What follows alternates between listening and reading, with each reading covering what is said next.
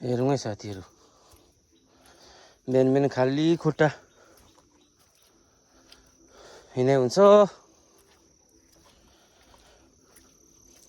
खाली खुट्टा चाहिँ किन सिमेन्टमा हिँड्दैछ भनेर सोच्नु हुँदैछ होला बाटोमा बिहान बिहान। हेर्नुहोस् है, ए खाली खुट्टा हो। बिजोक पारि नि आज त बिङ्गोले। मेरो एउटा बिङ्गो भन्ने पप्पी छ कि, ऊ पर दुध लिनु गएको, जानुपर्छ बिहान जहिले। चप्पल चाहिँ एउटा चाहिँ बाहिर खोलेर जान्छ, एउटा चाहिँ बिङ्गोले बोकेर लागेर घर लाग्यो। बिजोक भयो एउटा मात्रै, अन्त लाउँदा त छड्के हुँदो रहेछ, अन्त बोकेको है साथी हो। यहाँ खाली खुट्टा हिँड्यो भनेर आइपुगेँ रहेछ। हेर्नु नि, घर आइपुगेँ कि म साला। यहाँ चप्पल यहाँ राखेँ, चप्पल यहाँ राखेँ।